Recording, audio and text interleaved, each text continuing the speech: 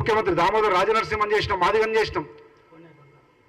కోనే రంగారావు చేసినాం, మాదిగం చేసినాం. ఉప ముఖ్యమంత్రి సబ్-ప్లాన్ తీసుకొచ్చి భారతదేశ చరిత్రలో ఏ రాష్ట్రంలో లేనిది సామాజిక న్యాయం కొరకు జనాభా దామాషా ప్రకారం వారికి రావాల్సినటువంటి నిధులు వారికి అందాలి, వారు ఆర్థికంగా సామాజికంగా ఎదగాలన్నటువంటి విశాల దృక్పథంతో పనిచేసింది కాంగ్రెస్ పార్టీ. అటువంటిది ఈరోజు బీజేపీతో నరేంద్ర మోడీ కౌగిలింతలకు మైమర్చిపోయి బీజేపీని కాంగ్రెస్ పార్టీ జాతికి ముడియడం అనేది జాతి ప్రజలు క్షమించరు. కృష్ణన్న, దయచేసి భారతీయ జనతా పార్టీ అన్నది మన జాతికి వ్యతిరేకమైనటువంటి పార్టీ, మనువాద పార్టీ, మన జాతిని అంటరాని పార్టీ, అంటరాని వాళ్ళుగా చూసే పార్టీ. అటువంటి పార్టీతో అంటరాగడం, అటువంటి పార్టీతో మన జాతిని మమేకం చేయడానికి చేసే ప్రయత్నం మంచిది కాదు అన్న విషయాన్ని గుర్తు చేస్తూ సీట్ల విషయానికి వస్తే ఇది నేపథ్యం. ఇంకా ముందుంది. నా పేరు తీసుకొని కూడా మాట్లాడిండు. సంపత్ కుమార్ ఇచ్చేది ఉండే ఆడ ఇయ్యలేదు మాదిగ బిడ్డకు, మాల బిడ్డకు. బరాబర్ కాంగ్రెస్ పార్టీ వేదిక మీద నా నాయకుడు రేవంత్ రెడ్డి గారి దగ్గర, మా నాయకురాలు సోనియా గాంధీ దగ్గర స్పష్టంగా ఏం చెప్పాలనో అది చెప్పినాం, చెప్తాం. ఇంకా క్రమం ఇంకా చాలా 100 రోజులైంది. 100 రోజులే అండి. 10 సంవత్సరాలు ఏం చేసింది బీజేపీ? ఎట్లా మాట్లాడుతున్నావు కృష్ణన్న అని అడుగుతా ఉన్నాం. ఏం ముఖం పెట్టుకొని జాతికి చెప్తావు? బీజేపీని మొయ్యమంటున్నావు. ఏం చేసింది బీజేపీ దళితులకు, మాదిగలకు, మాలలకు? ఒక్క సమాధానం చెప్పండి. ఛాలెంజ్ చేస్తా నేను. ఇక్కడ ఉన్న బీఆర్ఎస్ పార్టీ అయితే మోసం చేసింది. అసెంబ్లీలో లేదంటే మంత్రివర్గంలో, సెక్రటరియట్ ఆఫీసులలో ఎక్కడ కూడా మాదిగలకు న్యాయం చేయలే, పోయింది, ఊడ్చుకుపోయింది. కానీ 10 సంవత్సరాలన్న నరేంద్ర మోడీ నాయకత్వంలో ఏం చేసింది? ఏం నైతికంగా చెప్తావు నువ్వు?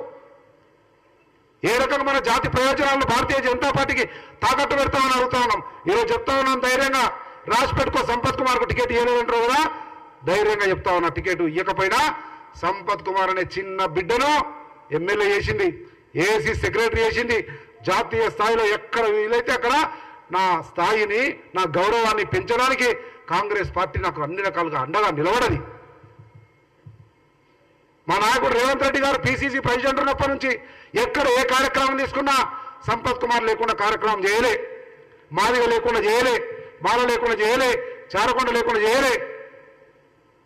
అదే చూపి నరేంద్ర మోడీ పక్కన ఒక మాదిగను, అదే చూపి కేసీఆర్ పక్కన ఒక మాదిగను.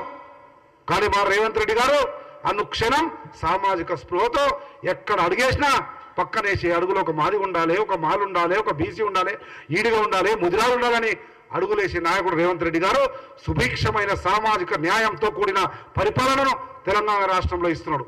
అటువంటిది నువ్వు హర్షించాల్సింది పోయి 2018లో 14లో ఇదే గద్దర్ గారు, కృష్ణయ్య గారు, మందకృష్ణ గారు రాహుల్ గాంధీతో పాటు ఆనాటి పిసిసి అధ్యక్షులతో పాటు హెలికాప్టర్లో ప్రయాణించి మన భావజాలం, కాంగ్రెస్ భావజాలం అంటే ఎంఆర్పిఎస్ భావజాలం, దళిత భావజాలం, బడుగు బలహీన వర్గాల భావజాలం, కాంగ్రెస్ భావజాలం ఒకటే అన్నటువంటి ఆలోచనకు వచ్చి కలిసి మనందరం తిరగలే.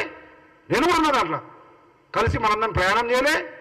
ఆ రోజు నీవే విజ్ఞప్తి చేయలే, కాంగ్రెస్ పార్టీ దళితులకు, మాదిగలకు న్యాయం చేస్తుందని.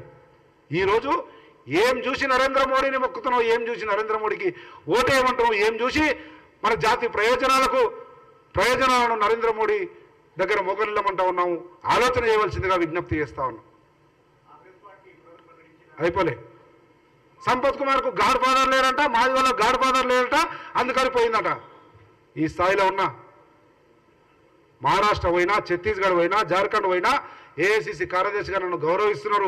నాకు అవకాశం ఇచ్చినంటే only just because of Congress party and Sonia Gandhi, Rahul Gandhi, Mallikarjun ఖార్గేలు, స్థానికంగా రేవంత్ రెడ్డి గారు ఆ రకంగా మమ్మల్ని పైకి ఎత్తిన వరకనే మాదిగలుగా మేము ఈ స్థానంలో ఉన్నాం. సంపత్ కుమార్కు గాడ్ ఫాదర్ లేదట.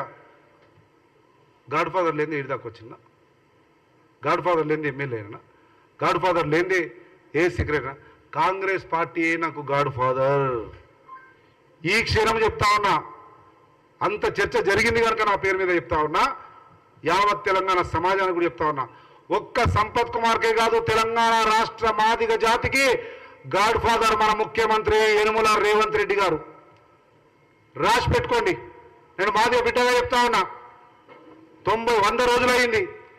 ఇంకా 20 సంవత్సరాలు రేవంత్ రెడ్డి గారి నాయకత్వంలో తెలంగాణ రాష్ట్రంలో కాంగ్రెస్ పార్టీ ఉంటుంది.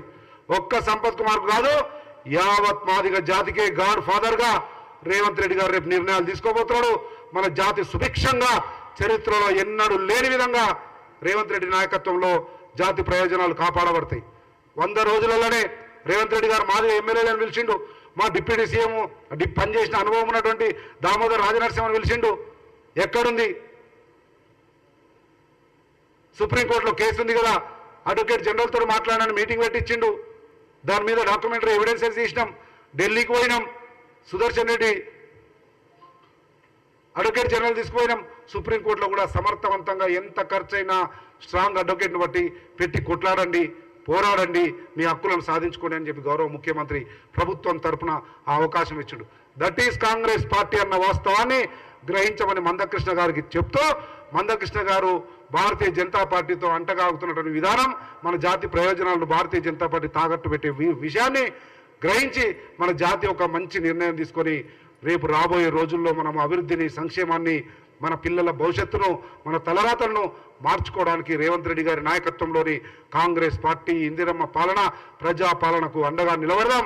రేపు రాబోయే పార్లమెంట్ ఎన్నికల్లో కూడా పెద్ద ఎత్తున ఆశీర్వదిద్దాం, అండగా నిలబడదాం, అమూల్యమైన ఓటు వేద్దామన్న విషయాన్ని గుర్తు చేస్తూ సెలవు తీసుకుంటా ఉన్నా. Thank you. నమస్తే.